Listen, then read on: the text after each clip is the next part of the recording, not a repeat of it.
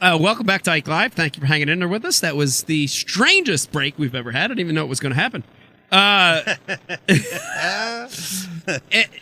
Real quick, we're going to get Jordan Lee on here in a second, but I did want to talk about something first because I want to talk about it before we get Jordan Lee on because I do want to get his opinion on it, which is the rescheduling of the Sabine River event. Pete, you know a little bit about this? A little bit. Okay. Yeah. So we had the Sabine River tournament that was scheduled was this week. It was this week. You know, Bass made a decision because of high water to cancel the event. And they rescheduled it, ended up rescheduling it to a week in like early June. And I wanted to talk about it a little bit. Yeah, I have questions. Yeah. Like, why would high water cancel a tournament? Right. Well, you know, I mean, here's the thing. They got an ungodly amount of rain in a period of like 2 days. Like something like 8 to 12 inches, depending on where exactly the storm was at, in a period of 2 days. And it sent all that water into the tributaries that feed, you know, the systems that feed down from where we were going to fish. Mm-hmm. So, you know, they basically made a decision to cancel it because of unsafe conditions for the anglers because of the high water. You know, so that was a decision they made. And I don't know that it was a bad decision. It might have been a good decision, you know? I had heard some of our guys were a little pissed off because that same weekend when they decided to cancel it, right? So the Saturday, Sunday, they officially, I think, canceled it on Sunday night or Monday. There were like 18 and 20-pound bags weighed in at Sabine, which isn't unheard of. So guys were grumbling that, oh, why'd you cancel it? These guys catching big bags. But they got to make a decision. You know what I mean? Let's think about what's happening over on the FLW side. They've had a lot of boating accidents, serious accidents, a lot of safety, multiple.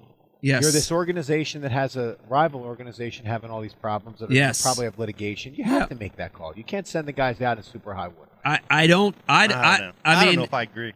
No. Well, here's the thing. It's a judgment call, right? I mean, it's a judgment call. They got to put all the facts down on the table, and they have to make a decision. So right or wrong, they made a decision, and that's their job to make a decision. How high was it, Mike? You were down there. Well, I didn't see the Sabine. I saw Toledo Bend. How bad? Was really high, but it was dropping.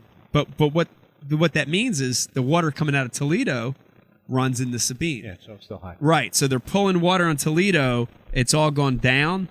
So it might have been horrific down there. You know, I don't know. If you could launch boats, you know, I mean, there's been situations in the river systems where you get the log jams coming down and it's non-navigable.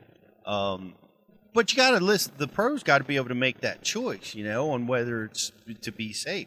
We have to make that choice every single day. Driving across the Gulf for 50 miles to go to Venice, and there's a lot of judgment calls on us. Yeah, it all falls on us. Yeah, but the tournament directors have to make that call. If they don't call a tournament on Erie when it's blowing 25, guys are going to go make the run and get swamped. I mean, the tournament director's responsible for making the call, not the anglers. Well, the anglers are going to go fish, man. Yeah, the anglers have to make the decision to go or to not go, and high water's high water. I mean, it's not that big of a hazard. You know, I mean, unless, like, you know, I mean, I've been down in the Chesapeake when they open up the floodgates, and there's islands of logs, and you have to idle at times, and you have to run 20 and 30 miles an hour at times. But that's what you do. That's what you do to safely navigate the water. I mean, you still go, but you just safely navigate the water. So are you saying it shouldn't have been canceled? What are you exactly saying? I don't have the information. I'm asking the question. I mean, high water. I mean, why would that cancel Let me a put it this way. In 20 years of fishing bass, in 20 years that I fished it, an event has never been canceled and rescheduled months later. If an event was canceled, it was either canceled for good or it was canceled and another one was put in its place, right? We've had events where, okay, Sabine River, it's no good. Go to another lake. Let's go up to Toledo. Let's go up to Sam Rayburn, right? Which both are less than an hour away. Mm-hmm. So that's happened. But this is the first time in 20 years an event was canceled and rescheduled for a few months later. That, to me, is the issue that I really want to get into. Why do you see that an issue? Well, I see that an issue because, because the anglers were never brought into the consideration of the rescheduling of that tournament. That's and a problem. That's So a big you're problem. taking on a whole week that you may be planning on filming. Well, not beyond that. Dual tour pros. Dual tour guys pros. with sponsor obligations that are fishing different events. Sponsor obligations, family obligations. Agreed. Commitments. I mean, there's a lot of stuff. That part's bad. You know, and I'm disappointed that the anglers weren't, brought into account when they made this decision, right? Agreed. It's the best word I can use, disappointed.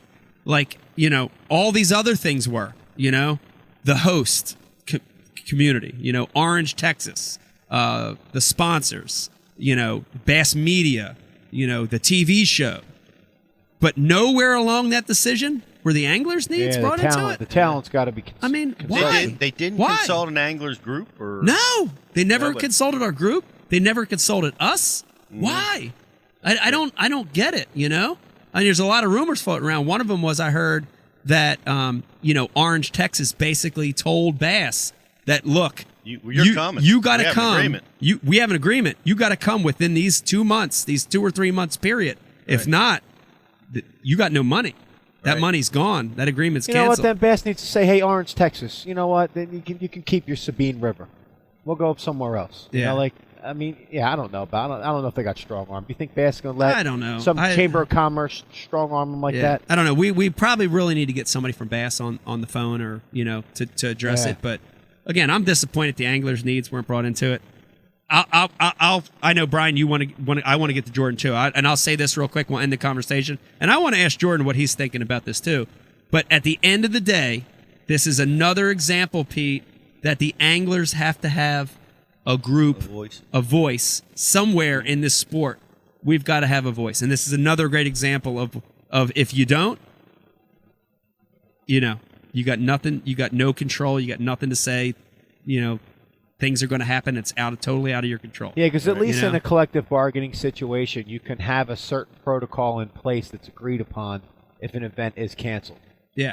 And this is like, and I heard both sides of the argument too, because Brian the Carpenter, we talked about the other day, and Brian brought up a good point. He's like, come on, man, this shit happens all the time in baseball and football. And I was kind of like, yeah, but wait a minute. It's not really baseball or football, right? This is a smaller body of a group of individuals that are competing against themselves. It's not teams. And, so a better example would be like golf or NASCAR. They'd be better examples. And I've researched the golf one a little bit, and they do have a say. There have been golf tournaments that have been canceled because of weather, and they consulted the golfers group when they rescheduled that event. And that's what should have happened here. That's the reality of it. Yeah, certainly. That's the reality of it. Certainly, I would agree with that. And I don't know, whether the other side of it on whether the weather can cancel an event in our sport, there's health and there's safety that we certainly have to concern ourselves with. But how many times have we fished a tournament where the lakes are over the banks? Yeah. I mean, they're so flooded. I don't know. Let's get Jordan on the. Jordan's waiting. Wait. Is this Brian's ghost? Yes. Jordan's been waiting for 10 minutes. Brian's ghost is smart, man. That's a more direct message than we've ever received from Brian's ghost. All right, let's get him on. He's on with us right now. I can't wait to talk to him. Joining us live on Ike Live, the two-time back-to-back, not one, Pete, two-time back-to-back Classic Champion, Jordan Lee joins us. Jordan Lee, Really amazing. Joe Lee, what's happening? how you doing tonight? Are y'all? Hey, quit. Are y'all renaming this the Ika Smelly Show? Is that what y'all? Yeah, I had to remind him, Jordan. That's funny. Hey, that was I saw that. That's anyway. We might rename it. I don't know. I'm never here, so maybe we'll rename it the Peter Smelly Show. I don't know. There you go. I don't know. How you doing? Where are you finally at home? I know you winning the Classic. You run around like crazy. So are you at home or where are you at? Yeah, man. So I had about a week or so, a week and a half. I was running around pretty good, and then I got home, and I've been, I probably had the last week, about midway through the week, I started slowing down a little bit. So, but it's been, you know how it is. Yeah. it's been pretty wild for sure. But It it felt good to slow down just a little bit. It's not been gonna wild. lie. It's been crazy, and I know Pete. Winning the Classic is a crazy time. But I want to corner you, Jordan, real quick and tell a story. And this is funny, Pete, because you'll get a kick out of this. It's the day after the Classic, right? So it's the very next day after Jordan wins the Bassmaster Classic, and dude, I got like a 1 day off period, and there's nobody left at the hotel that we're staying at. It's just me in the parking lot by myself, and I'm doing tackle because I got to get all my tackle done for the Sabine because I know that I'm going to have no time to do it before the Sabine tournament. So I'm like, I had no time. I'm going right to another TV shoot, but it's a nightmare. So I'm doing tackle, and like 4 o'clock, that after that night, I'm in the parking lot all by myself, and Jordan pulls up, and he pulls up, and I'm like, damn. I'm like looking over there. I'm like, Jordan's the only one left. I'm like, I know he's been out there working all day, shooting those photos, And it all started to come back to me about that madness that happens after you win the tournament. And I remember vividly the next day after I won how tired I was and distraught and like frantic and nervous and panicked. That was from the drinking. A lot of it was from the drinking. But Jordan, you came up to my boat, and dude, you were just calm and relaxed. What's up, man? Just calm. I think I was calm because I was struggling so hard. That's the only reason I was calm. So that night, last year I didn't get to stay up and enjoy. I was so like drained. I was like I was completely done. Like I couldn't even function after the champions toast. I mean, I hadn't ate anything for like 15 hours, and I was just like completely done. So I just like passed out last year and didn't even stay up. So this year, I mean, I was feeling good. I was like, okay, I just won the Classic again. I'm staying up. I want to be the last one up in this hotel. Didn't even have a clue y'all were having a party. I probably would have been up all night. That's Brian the Carpenter's fault for not relaying it. Yeah, so I was the last one up in the hotel, downstairs in the lobby, and then I just went outside, and Kristen had to drive all the way to the lake to pack all her stuff up, so she didn't get back till like 2:30, and so I just went outside and just hung out on the boat for a little while, and waited on her, and then I had to get up that morning at 5:30 to be at a local news station, so I was struggling. I'm not gonna lie. I was struggling, and we had two different news stations I went to, and then we had video stuff to do on the lake all day. And I got back, and of course Iaconelli was the only day off. Had to be rigging up, and we sat out and shot the bull for a little bit. So, but after that, I was ready to go to sleep. You played it off good because I didn't see struggling. I saw cool, calm, chilled out. It was awesome. I'm sure the second place guy is crying crocodile tears right now hearing how rough his time was. I know, yeah. I'm sure. But was it as busy this year after winning the Classic, or was all the media like, oh, no, that guy won last year? My phone has blowed up since then. So I mean it's been pretty it's been busy, but we had a tournament last year right after. The next week we had a tournament, or it was something like that. I know I didn't go home.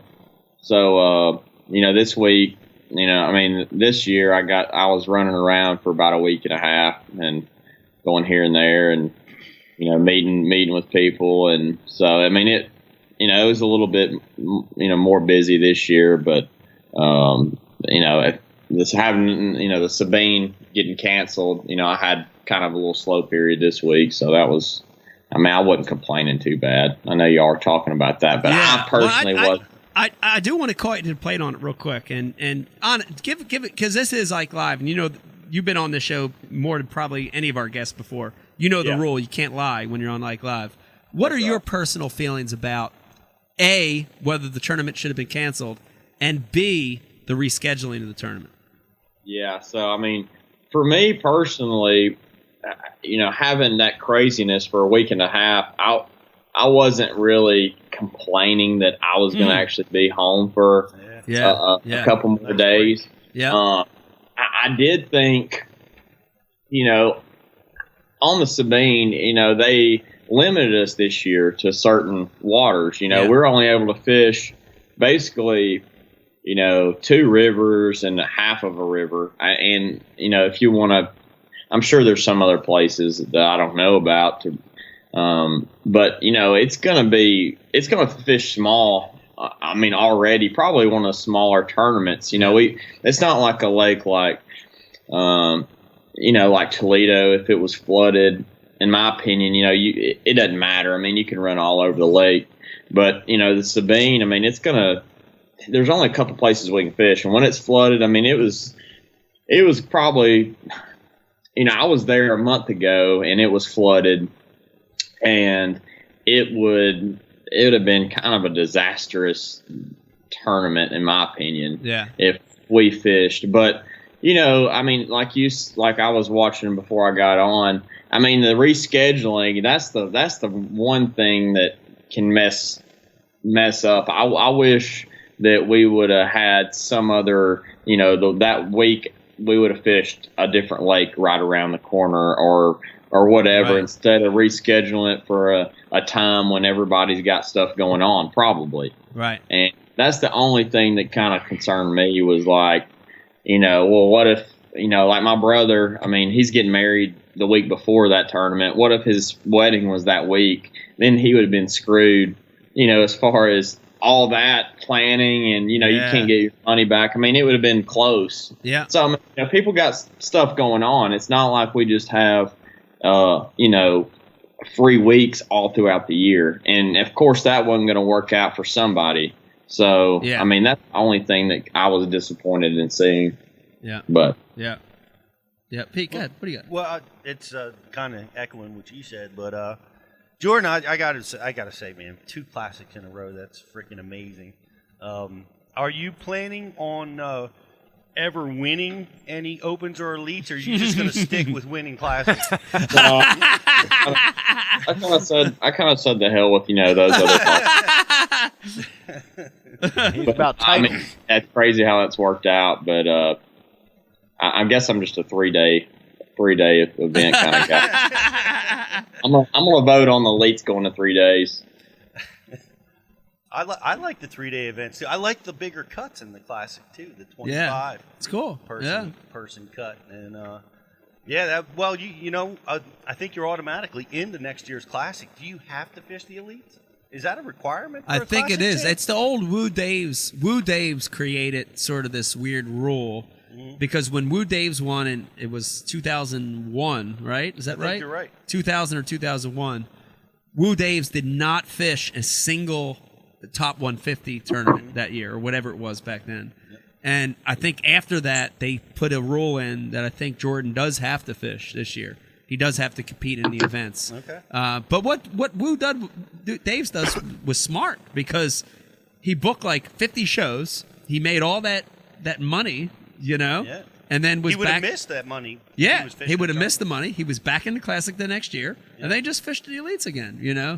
So they do have some kind of rule in there now where you got to fish. I got you. Yeah, pretty interesting. Yeah, I do want to bring to light this fact real quick and get everybody in the room's reaction to this. Jordan, is it true or false? You were born June 30th, 1991. Yep, that's true. Oh, God! Boo! Brian the Carpenter, Dave Brodzik, what year did you graduate high school? Oh, my God, man. That's just... 1990. 1990? That's wild, man. That sucks. Yeah, two-time champ. y'all hate. All right, y'all hate thanks for your call. Thanks for your call, Jordan. Congratulations. And Where's all your that. brother? Can we talk to him? Exactly. He might be on the show later, Dave. Don't. That's amazing, man. That's amazing. Is it? Yeah. What do you say? I said, is it? No, it is amazing. It feels like it sucks right now. No, it doesn't suck. It's amazing to me. Sucks for me. No. You're blowing the average classic winner. I think the age is 40 to 41, I think, or late 30, something like that. So you're blowing that average out of the water now, man. How old are you? Yes, I'm 26, and I don't know if y'all are. I don't think any of y'all are big golf fans, but I was actually watching the Masters earlier. I'm sure y'all aren't. Somebody may be there. Is anybody? No, I watched it. The azalea bloom was amazing on that course. Too. The Orlando Well, Bloom? no, the azaleas. Oh, Yeah. the I Azaleas. looked, Oh. I looked up Jordan Spieth. You know how old he was, and he was born in '93, and he won the Masters like 2 years ago. So I mean, he was like, I don't know, he was like 23 when he won. I mean, and all those golfers are pretty young. So I mean, I guess I'm just kind of a old timer for if I was playing golf. Do you wish you golfed? I had this kind of success in golf. You ain't kidding. I mean, Yeah, exactly. the winner today was only 1.8 mil. So I Right. mean, the classic wins kind of pocket change to those guys. Yeah, no but doubt. I was in the wrong sport. But no, I mean, yeah, it's been pretty wild. I mean, if you would have told me a couple of years ago, I would have won at an elite tournament. This age, I would have been just stoked to hear that. So I mean, it's crazy how it's worked out for me. Did Spieth win that tournament? No, he did not win. He came in third, I think. So another Jordan, is it? I think Reed. Yes. Yeah. He was leading going into today. I guess he held on. I was listening. All of a sudden, our fans are asking for that female bass to start talking again. yeah, no kidding. It's gone downhill since. Yeah, what the fuck? Hey, come on. Ratings are shot. It turned into we can switch gears. I didn't mean to bring up the golf, but I mean the young anglers that are up there now and doing well. I mean, I think you're going to see more and more of it. I don't think it's just going to be me. Yeah. No. Yeah. Now I do want to ask you something. Winning a classic is life changing. Winning 2 classics is even more life changing. Do you feel any different right now than you did last year? It's or still 2 drinking years out ago? of a red Solo cup. Yeah, besides the red Solo Cup, do you feel any different? I mean, not really. I mean, it's a little bit different this year because last year it was kind of. I mean, I was young, but I learned a lot this year from winning the classic. I mean, I know I was on the show last year, and y'all were like, can you be too young to win the classic? And I remember saying, no. I mean, I think winning a classic at whatever age you can win it at. Yeah. I mean, it's a plus. But I learned a lot last year from that win, and I made a few mistakes, but I wouldn't say I learned from what I did wrong and how I didn't take advantage of it fully. And so this year that could be a little bit different where I'm going to, try to do as much as I can this year and, make sure I just take advantage of that platform. Yeah. Yeah. That's an important part of it. I mean, it's, when you win, you have a voice for a year that's bigger than you could ever have and I think you did a great job last year. So if you think you didn't do a great job, I'm excited to see what you're going to do this year because I think you did a great job last year as well. Yeah, I mean, I feel like as anglers and when you get that platform, you feel like you can always maybe do something a little bit different. And, I thought I did a good job last year, but there's things I probably wanted to do and just take a little bit more advantage of it. All right, I'm going to ask you one more serious question, and then we're going to get silly because this is I'll live. on that. I want to hear, Pete, I can't tell you how many guests we've had on the show where we always ask, one of the big things we ask is, how did you get into fishing? Like the moment that you got hooked. And like everybody we've had on, including all of us, have relayed that story. I remember the fish that got me hooked on bass fishing. You remember the fish. And Jordan, I saw somewhere, I can't remember where it was, but it was a fish, a big one that you caught with your grandfather.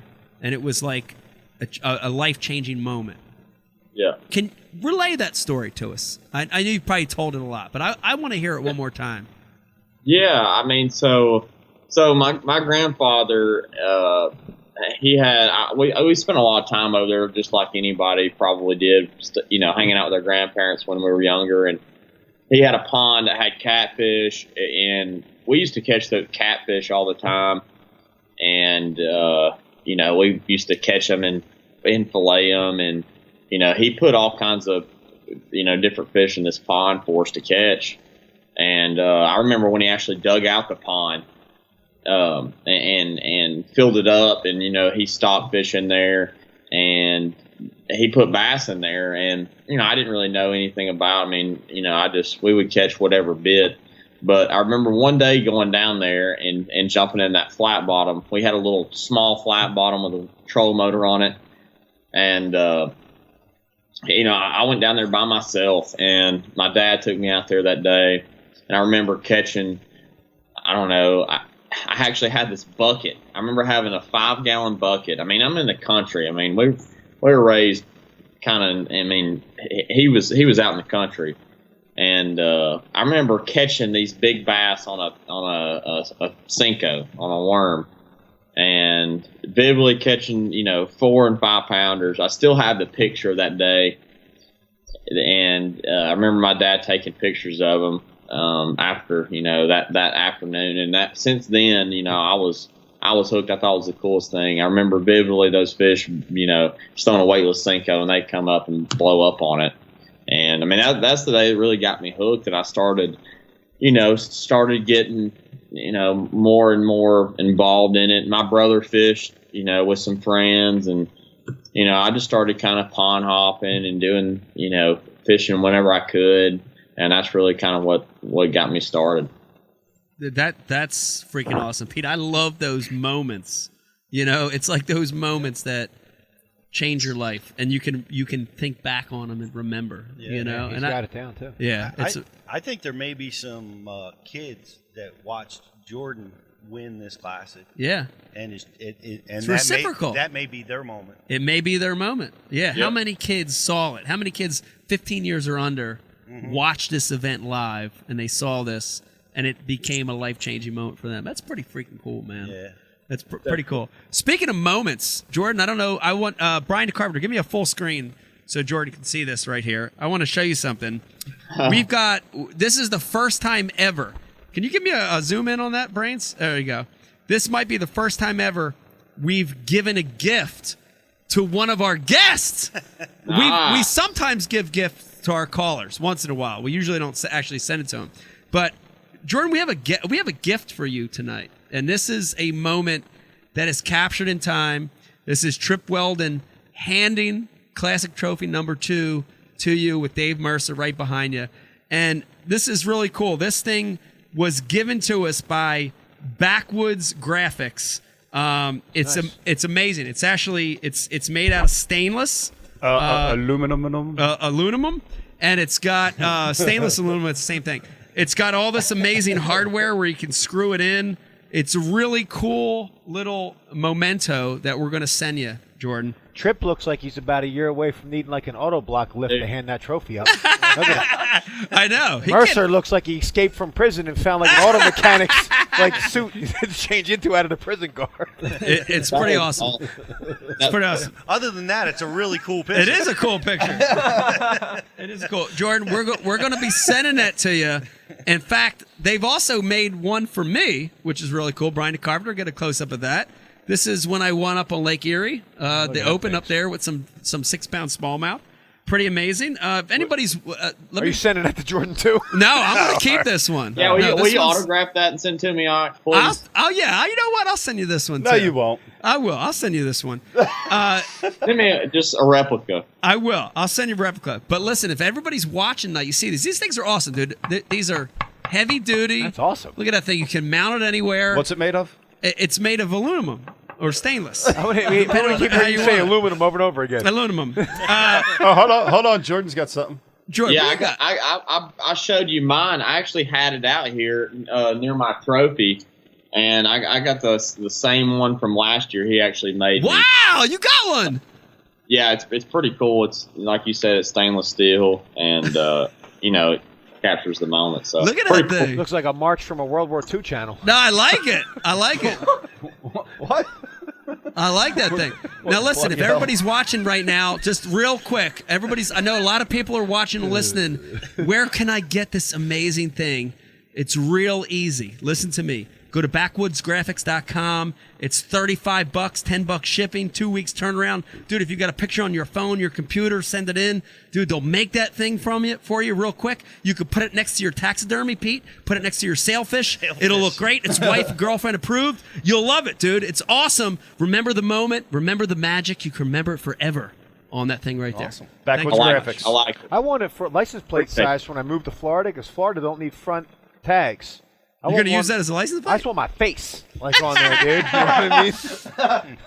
All right. That was good. All right, Jordan, we've got 2 really cool segments. Oh, before we get into this is a question that That's good, Brian. You didn't. I had on my notes, and this is a question that was already on my note sheet. I think Brian the Carpenter put this. How many shitty podcasts have you done before this one right now? Oh God. I'm definitely not going to name them, but couldn't count on 2 hands. I will just say that. But I gave him some love anyways. But that would be a good question. I would say over 10 for sure. But you know what? In all seriousness, what we call shitty podcasts, some people will actually like. Right. Like they're on there for Right. a reason. People are listening to them, dude. You know? Well, dude, I mean, honestly, this could be a shitty podcast, it's and we terrible. think So those people that we call all right, so the people who listen to the podcast and we call shitty, they don't listen to our shit. no, dude. they think We're our shitty. Yeah, we podcast is suck. shitty. Yeah, right. It's all They're it's all saying right dependent now on they relative. mumble It's for the relative. breath. It's all relative. All right, here's what we're gonna do, Jordan. I've got a real little cool segment, true or false segment for you, pertaining to Auburn University. And you're a graduate at Auburn. You should know everything about it. We're going to do that real quick. And then after I go through this true-false segment, dude, we've got a special guest that came a really long way. Pete, I know. You know who it is. Don't give it away. We've got a special guest that came a really long way tonight to get here to ask you and just talk to you and comment on some stuff. But before we get to him, he's out there right now. I'm looking at him. Hold on one second. Let me wave. Okay, hey, man, just couple minutes. All right. So before he gets in here, we're just going to do this cool little true or false segment about Auburn University. By the way, did you pledge when you were at Auburn? No, that I did not. No, I did not. I was. I may have pledged for the bass fishing team, but that was it. Okay. All right. That's good to know. Here it goes. And this is 5 questions, true or false, and there is a prize if you get all the answers correctly. Wow. Question Pressure's number on. 1. True or false? On campus at Auburn University, there is a ghost, a real ghost, not Brian's ghost, a real ghost named Sydney. False. That one is true. What? There is a ghost on campus at Auburn named Sydney. They actually. Wait, what? It's definitely true. I banged her. Is that the ghost? Brian, Is that just beeping in? Yo. Brian's ghost actually banged Sydney, so it's true. I don't like this joke. Brian said he doesn't like this game. All right. Not know that. All right. Question number 2. The Auburn flag is actually on the moon because one of the astronauts was a graduate at Auburn University. True or false? True. That one is false. There is no Auburn flag on the moon. Okay, so let's change the rules. If I get one right, I get the prize. All right. If you get one right, you're in. You get the Ike picture. Question number 3. The famous entertainer and singer, Jimmy Buffett, flunked out of Auburn University. False. That one is true. That one is true. Jimmy Buffett flunked out of Auburn.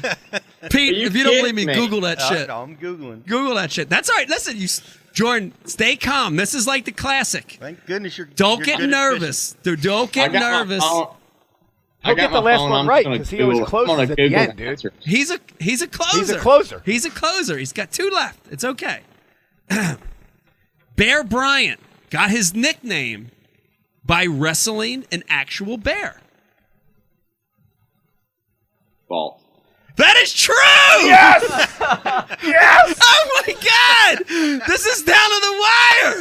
Oh my God, dude, this is more exciting than the classic! I agree. Dude, I'm on the edge of my chair! I have a 50-50 shot and still haven't got one. What the hell? Oh my God! And he's even got an Auburn hat on, dude. He's feeling I all this- know! Look at that! Jordan, calm down. This cannot be any harder than throwing a Senko around docks. Come on, You man. better put hey, Jordan, you better put on a Penco Tech hat, dude. Penco Tech! Dude, I'm self-destructing. I got to turn the logo around. All right, here it goes. Day 3. This Oh, is this the is moment, dude. This is the moment. This is the fish. It's got it in your hands. If you land it, you know you won. This is a big moment, Pete. You know what I'm talking about. This is a big moment right here. If an Auburn student steps on the Auburn seal.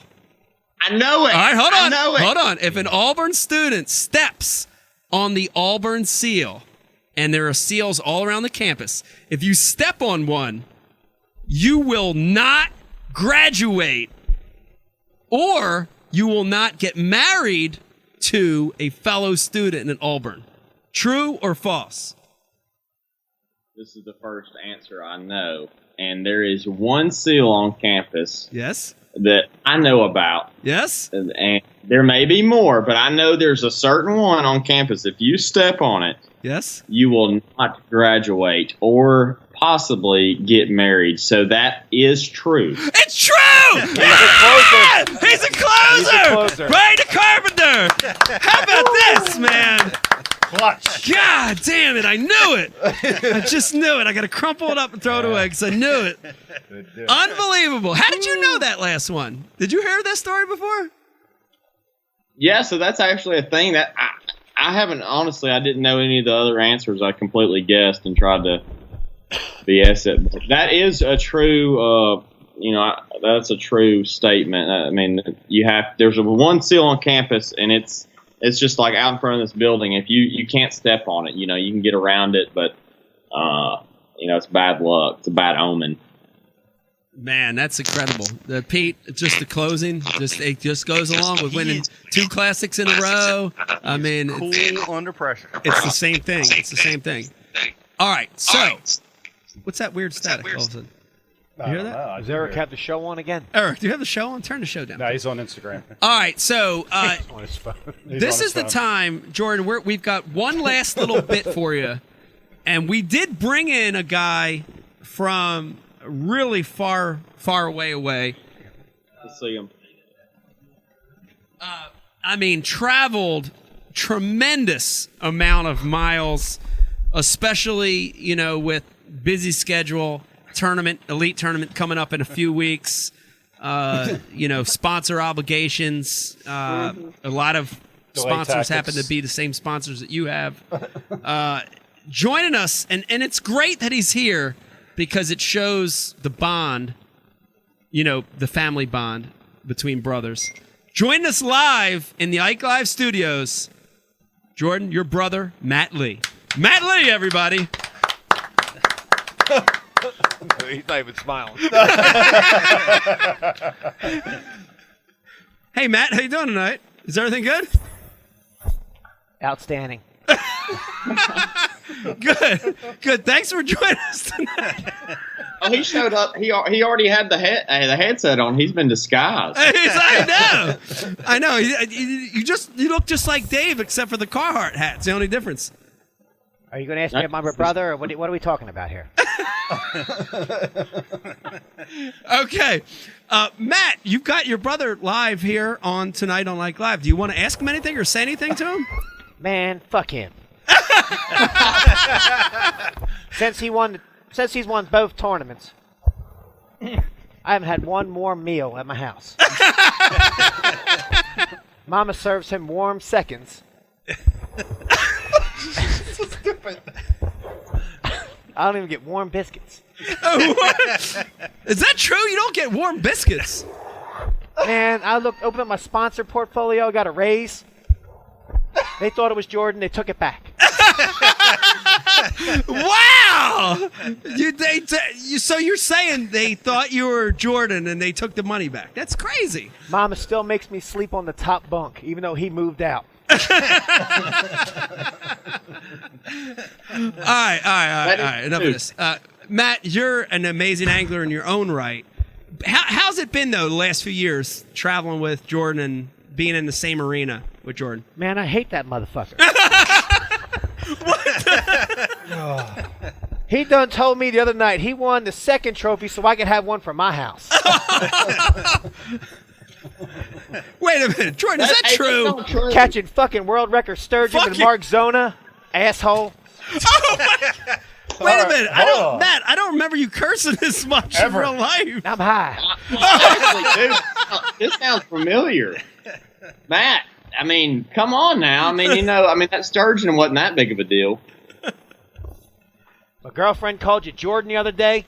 I said, what? Your girlfriend called you Jordan? Girlfriend called me Jordan. Oh, my God. Then she started talking about Air Jordans, and I knew she was lying.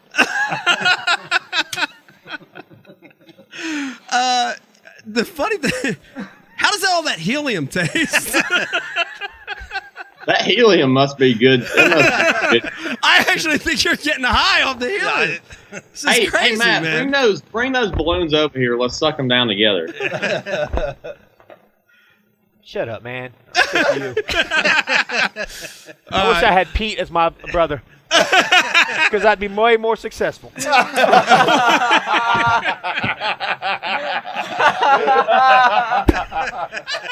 Low blow.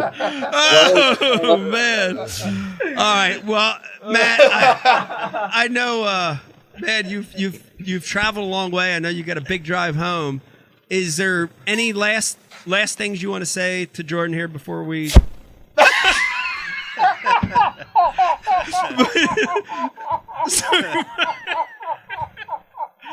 Matt, I know you're mad. I know you're upset. I know you're angry. But is there any last thing you want to say before you hit the road? Yeah, good job finding all my fucking spots in the Classic and getting the trophies both times. Dick. This must have been the better balloons because that last one sucked. Maybe next year. This Maybe is the next California year. balloons prescription grade. What do you got Maybe to say? next year, bro. I mean, there's always next year. Yeah, talking that shit. Wait till I get back there. Hey, I'll kick that come top on up up right here. on your head, ass. Come on up here. I don't want to have to whip your ass again. Knew shit about trivia, your alma mater. Knew nothing. Jimmy Buffett, greatest singer of all time. You didn't know shit about it. You know he went there. There's no helium. There's helium. There's helium. There's nothing left in it. Oh, no. No more balloons. Pop them, quick. Quick, pop the other one. All right, Matt, I've never kicked a guest out before, but I'm sorry, man. I got to let you go. Matt. Have a safe drive back.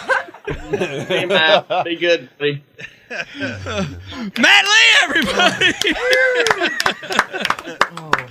Oh, my God. That was brutal. That was brutal. Matt was bashing me hard tonight. Jeez. I thought you guys got along. I know. I did, too. I guess until tonight. I mean, he must have had some hard feelings deep down. Sounds of jealousy. A little bit. Oh, man. That's awesome. Cain and Abel. Seriously, though, you guys are incredible. You guys are brothers that are both successful on the elites. Is that a cool dynamic to have a brother out there that's? I mean, you guys are both equally successful. How is that dynamic on tour? Yeah, I mean, fishing full time something we always wanted to do. I mean, and we qualified on the elites the same year, and it's been a lot of fun. I mean, we just both pulled for each other, equally. I feel like, and being able to have some success and both even make this past classic and fish against each other. And, obviously he did really well, finished fourth. So, I mean, it's been special. I mean, it's hard to maintain, your spot on the elites, and for us to be able to do it's been it's been a lot of fun. That's awesome. I mean, two brothers in the top 5 or 6, Pete. I don't know how many times that's ever happened in the Classic. And there was a time on the last day when Matt was actually leading early in the day. I saw that watching live. That was cool. Yeah. Yeah, that's pretty good stuff. I mean, you won these 2 classics. You had the same story. I got to ask this question. Like you're on nothing going into the classic on both times. Is that your new practice strategy? to not find anything in practice? Not really. I mean, I obviously want to be as dialed in as I can, but it's something about the Classic that, the 3 practice days are so far out and so much changes. It kind of gives you, I mean, I look at the weather a lot, and I know things are going to change, obviously, from a week out or even further than a week out. And, there's something about that kind of gives you, things are going to be changing out there every day. So it may, you got to really play it out, these last few classics. I mean, you really have to, let it kind of come to you during the tournament. And, I had a few little places that I felt like I may could get a bite, spotted bass. But as far as the largemouth went, I wasn't really super dialed in, and I fished a lot of new water during the tournament, and I kind of feel like that helped me. Well, now that you know Matt's true feelings, is it going to change the way that you guys work together this year? I mean, I guess so. I mean, he was pretty hard on me tonight. I'm gonna have to call him here and see what the deal was. We may have to brawl it out. I don't know. We can brawl it out the next derby. That's crazy. Matt cursed more in 5 minutes than I heard him curse in the last 5 years. I don't know what's got into him. I don't know about that, but maybe I've heard him drop a few bombs on me a few times. I'm not gonna lie. Let me ask you, I do want to ask you one last big question, and I don't know if you've been asked this before or not. I do want to kind of call you to play a little bit. You're a really good angler that fishes the moment, fishes current conditions, fishes off the cuff, fishes the fly. Have you considered or have you been asked to fish Major League Fishing? Yeah, that question was asked in 6 of the 10 shitty podcasts you did this week. I do want to know that. Yeah. Has it? Yeah. I don't watch the shitty podcasts. Yeah. I don't know. Yeah, so I'm fishing Major League Fishing this year. Yeah, so, right. I'm excited about it. Doing fishing the select. So I mean, it's gonna be, it's gonna be a lot of fun. I'm looking forward to it for sure. It's gonna be a good time. Well, I watch all the Major League Fishing shows. I've watched like every one of them for the last couple of years, so I kind of keep up with it. But yeah, I mean, it's different. I know I can't speak from fishing it obviously, but I know it's completely different than what the elites and everything else. But I'm looking forward to it for sure. The cool thing is, Jordan, when you win that championship next year, we'll learn about it in 4 years. It gets aired. yeah, that is interesting. I know it gets aired a couple 8 years later, but quarter 2 of 2020, we'll learn. Yeah. Well, hey, I did hear that the MLF group consults the anglers before they move their dates. So that was. I think Ike's beard changes every time I watch the show. We'll have Faber talk shit on you. Yeah, well, that's what I was going to say. The only thing I can tell you in Major League Fishing is, fish the moment, fish the fly, here it comes. And stay away from Lefevre because it's going to ask you for oil and gas money and what baits are working. So just stay away from Lefevre. Yeah, that's some good advice. I'll take note of that. I'll write it down. Well, Jordan, I appreciate you coming on the show. It's been a blast, and thank you to Matt Lee for driving all the way. Yeah, thanks, Matt. Let's give Matt a round of applause. Yeah, Matt, congratulations, Matt. Good job for driving. There's still 2 balloons if Matt's still available. Matt might come back later in the show. Who knows? There's still a couple balloons left. Yeah, I want to hear Matt later. I think I may call in and give him some questions on all. Hey, question me now. Do a little Auburn trivia with Matt and see how. We might do that. Jordan, I appreciate you coming on. We'll see you in a few weeks. All right, boys. See y'all. Take it Thanks, easy. man. Jordan Lee, everybody. Champ. That's awesome, man. Dude, Matt was fired up, man. He was. No, but he's a champ. He carries himself like a champ. He's like Tom Brady, dude. Like, Yeah. you watch Brady get interviewed? No, I'm going to say Jordan. I said Matt was fired No, up. I'm talking about him. I'm not listening to him. I'm sorry. It was the first show I drank in like 8 months, I know. dude. I love it. I took off tonight so I could drink. We do have 2 spare bedrooms down here. I got- Dave. You I'm, might have to I'm gonna crash. drive. You know me. I'm driving home, man. Yo, on a serious note, I was at the weigh-ins in Houston when Jordan won, and I was sitting right in front of your family, Mike. Stella was behind me calling her name, and that was cool. Anyhow, so when Jordan won, I was right there at the aisle, and his brother Matt ran down the aisle, and I saw him. Yeah. And I seen him come running down the steps, and he ran and he jumped over the rail, and went up, and they hugged. Yeah. And that moment was so strong. Yeah. You know what I mean? Like That's I had cool. goosebumps, dude. I was almost, like, Yeah. dude, it was so powerful, and it was Yeah. that was really, really, really cool. Wow. I mean, you could tell that hug. I mean, Yeah. that was Did tight. they catch it? Did they capture any of that on the show? I don't I know don't if remember they seeing did. that on the show. I don't know if they did, but I remember seeing him come running down, Yeah. and his brother met, and they hugged it, and it was Cool. Yeah, it was a strong hug. Yeah. It was awesome. That's awesome. It's awesome. There's got to be a, I mean, you're making fun of it. Man, that's got to be frustrating to watch Jordan just walking through 2 classes. Wow. I was really After my had such an positive amazing moment? breakout year this year. Depends your mindset, though. What's that? If you finish 4th class, It's a think you'd be freaking pretty proud of strong yourself. finish. That's a strong Yeah. finish. and he was leading it for a Yeah, while. and if you look at Matt, I think anglers come into their own different ways. If you look at Jordan, I think he just fishes so calm and relaxed, and it was an easy transition to the elites for him. But if you look at Matt, he kind of had a little bit of a struggle, but look at the last 2 years, even just last year, Lake Martin here, dude, he's starting to find his rhythm. Man, I don't even know if I would call it a hold on. struggle. I would just say it's more like anybody else. Right, We're Jordan's focusing just on the out of wrong- his mind. right. We're focusing on the wrong sibling rivalry.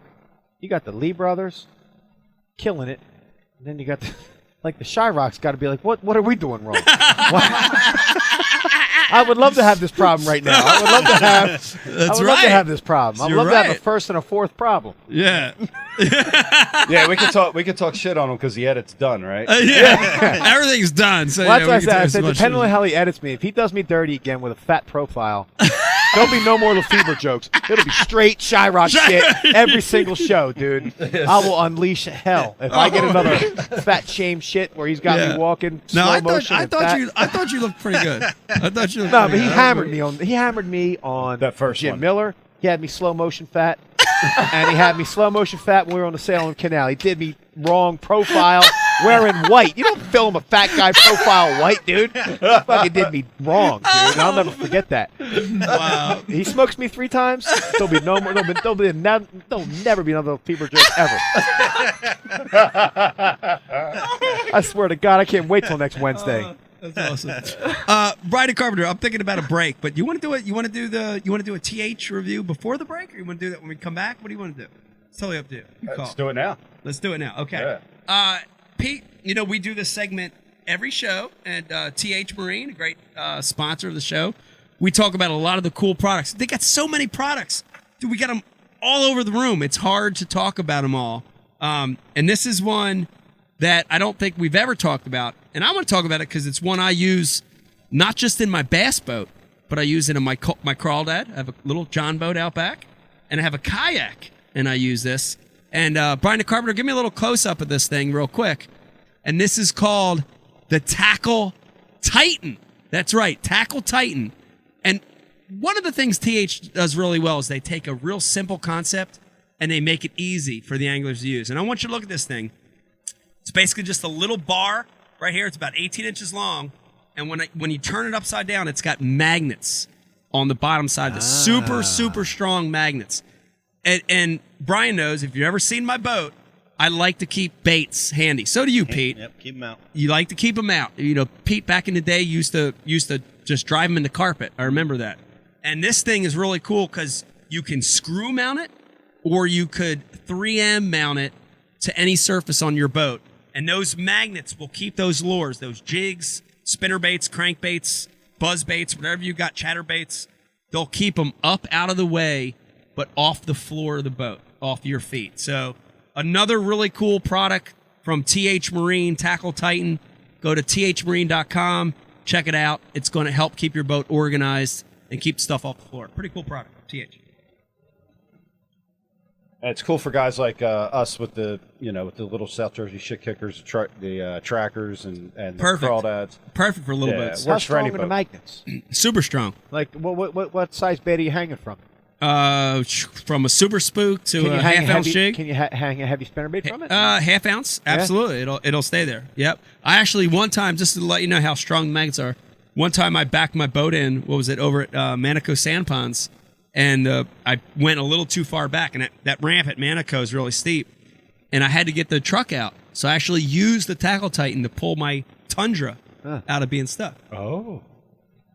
I mean, I would say in That's some terms. powerful shit. That's what I'm saying. I would say it's not as bad as like Triton Mercury getting me up and down the lake all day long. I want but to it's thank my pretty bad, Triton dude. Mercury for getting me up and down there. Like Glass Lake got me up and down it all day long. Like, oh god, I can't wait to buy that boat. Speaking of Triton, did I ever tell you the story? I was When you killed all those fish because you got turned on. No, and that's not the reason. But this actually does factor into that story. It's funny you said that. It's funny you said that because I think it's the start of this whole story. I was going to wait till the book to tell this, but I might as well tell it now. Wait for the book. What book? Let's What talk book? about it now. You What want to talk book? about it now? I want to read What it in book? the book. Should we talk about the book or should I wait? What book? The new book I'm working on. Are you? Yeah, I'm working on a book. Why don't we save it for the book? Gives people reading the book. All right, then I'll just throw a little teaser out there. This is a fact. Earl Bentz picked a fight with me at one of the Bassmaster Classics. Earl Bentz. Pick the fight. Now, how old Pick was he the at the fight with time? me. Like, is he? He was probably in his 60s at the time. You mean Venture- a physical altercation or Physical, verbal? both. Physical Now, and is this verbal. after you murdered altercation. all them fish and talked about It shit on was. Triton? Well, it was after that. It was after that. It was. Yeah, it was. All right, let's save. I mean, it's up to you. It's your show. Nah, I mean, we'll let's save talk it. about- I want to hear this story. You do want to I hear don't the know story, this don't you? story. Well, how about intrigue for the book? Hey, Dave. Well, I'm sure it's one I'm of sorry, many. Brian. Yeah, stop. All right. Shut up. All right, we'll save it for the book. No, All right, Brian, let's Brian take a wants you break. to tell a story. You just, Nah, I'm not you telling just it baited now. everybody's But you're hook making announcements of announcements. Now you're making announcements about stories you may or may not tell. And about a book that may or may be not available happen. at some time in the near future. Well, let's set the record straight first. I had the on switch turned on that piece of shit Triton. So let's set the record straight there. By the way, that whole incident and the year after, Oh, boy. I was so fired up about getting into another boat in classic competition that I kept complaining about it in public that they changed that rule that we could use our own boats. I'm going to take a lot of credit for that, by You the don't way. think the lawsuits Thank you from very the much. family of those fish that you murdered had something to do with it? Well, they could have. They could have. But it had nothing to do with an on switch because the switch was on. yeah. But anyway, yeah, so I think after that whole thing happened, I think, like, obviously he didn't like, whatever. Yeah. He had a bad, whatever. And, Yeah, you hit him. You hit him. His product was bad. It made him look bad. But if a, You can if see a- his perspective. But if a I six, could see on his why he perspective. could get upset about such a I thing. could see it, but, But- but again, if you've got, an issue, it's, and I'm a Bass Cat guy at the time. I think I was a Ranger guy, and I'm forced into another boat. I turn on the aerator switch, and it doesn't work. and Do you it's have the right to be Holocaust. upset? You do have the right to be Sure. upset. I remember getting into those boats, and there was no guarantee that your batteries were charged in the Classic. There was nobody It's that not went your around. boat. It's not your boat. You don't know how the sonar set up. No. Didn't always work. No. And then You know? this whole other thing pops in, which is if Triton and Skeeter are a sponsor of the Classic and Ranger's not, then it starts to become a conspiracy theory. If you're that Right. kind of person, right? You're not one of our Sure. guys. Yeah. Sure, that button that says on and off Hey. becomes totally diluted. Hey. Anyway, so It says let's off flash and off. let's flash forward because that was changed eventually Right on. after that shit started happening. It's you. And I remember it was the Classic that actually it wasn't that long ago because it was the Classic that Randy Howell won, and we were at the Night of Champions. I know that. We were at the Night of Champions, and the best way I can describe it is when stuff's gone down, and dude, he was like verbally talking to somebody, talking shit about me when I was like right behind him, earshot, yeah. within an earshot. And then and I was just like, you know, I mean, I just totally not in that kind of frame of mind. But later that same night, dude, like, you ever like purposely bump somebody with like the intention of like, you know what I mean? Letting them know. Dude, Earl Bentz was bumping me, bro. Bumping me. And again, once again, I just walked from it because, you know, at the end of the day, Earl Bentz is so lucky you didn't have Jägermeister. Well, I wasn't drinking. Seen the other guy. I wasn't drinking that night. I had Drew and Riley were with me, and they had come down to the toast to say good job to Randy Howe. I just had so much stuff going on. So, but you know, at the end of the day, I ain't gonna fight no senior citizen. Nah. You know what I mean? The guy's there in a walker. You know, I'm not gonna get in a fight with the guy. But Mike, remove yourself from the situation.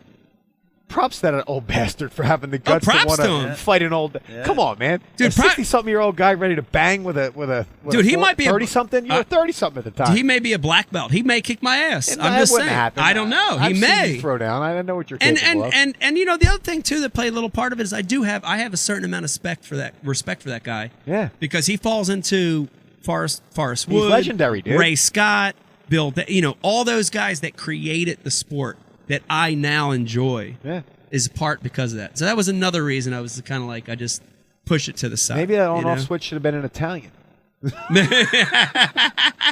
Maybe it should have been. I don't know. I'm sorry killing you on the on-off. It's all right. I know you turned it on. No, that's all right. So was that the extent of it? That was the extent of it. Okay. That was the extent of it. All right. Yeah. Oh, there goes the book. I'll tell you, you should at least arm wrestled him. I don't know. He probably would have won that too. Thumb wrestle? I probably would have won that too. I don't know. Kid and play foot dance? You know, like kicking. There's something. All right. This is a good time for a break, Brian. Hit it. Okay. Hang in there with us. The show is not done. We got one more segment, Brian DeCarpenter. When we come back, we got another phone call from Marco and Leah Alliers. Yep. Okay. And then we're going to open up the phone lines, man. To see if anybody wants to talk to Dave and talk some shit, talk to Pete. There you have it. Okay, hang in there with us. When we come back, Marco and Leah Alliers will join us on the phone. We're going to open up the phone lines. Pete, we still have 2 amazing Steve Donis posters to give away. Yes. We're going to open up a mystery Tackle Box Elite Box. We got a line cutter's ring and a bottle of real snot to give away. Hang in there with us when we come back. More Ike Live.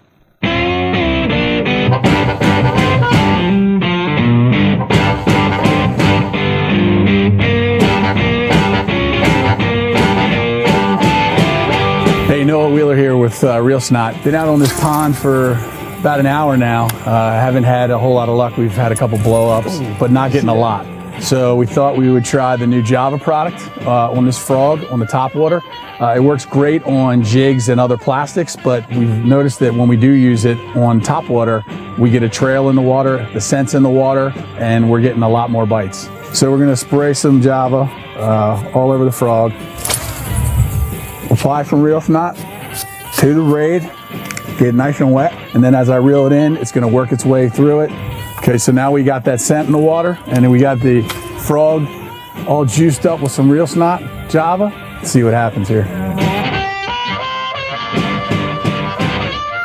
There's one. So as you can see, that scent got around in this little area, this little pocket we're fishing, and sure enough, one came up and nailed it. Small one, albeit, but hadn't caught anything since we've been here for about an hour and 10 minutes now. There's one. That's a good one too. That's a good one. Much better.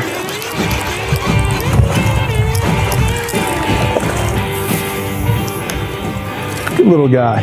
Threw my frog. Man, they love this stuff. Right through the nose.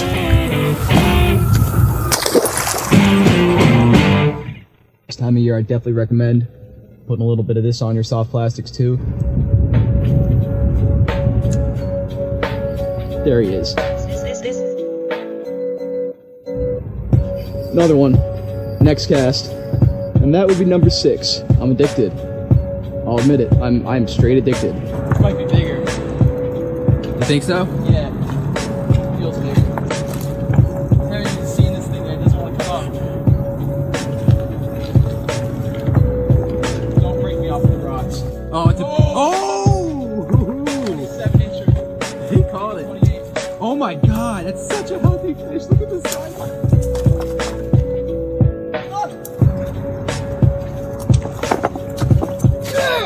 put a little liquid mayhem on your crappy jig, and look where the stripers get it.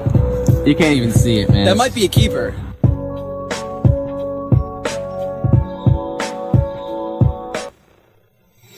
Four and a half inch drop shot worm, Bama bug.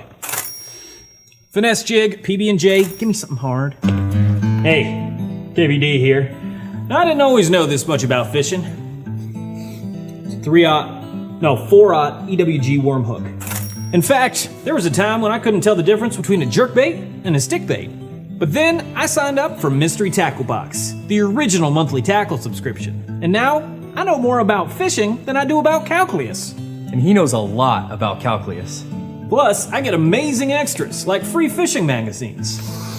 October 2016. Featured article, 4 places to throw a frog. Exclusive decals. Zombie bass. And how-to videos for all the great baits I receive. How to tune a crankbait. Is that underwater footage I smell? I got goosebumps. So if you're looking to develop enhanced fishing abilities like me, or you just like getting new tackle every month, go to mysterytacklebox.com and get your box today.